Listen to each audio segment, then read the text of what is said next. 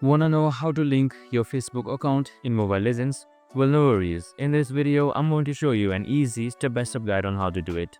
It's super simple, so let's get right into it. Now, first up, simply open up your Mobile Legends application.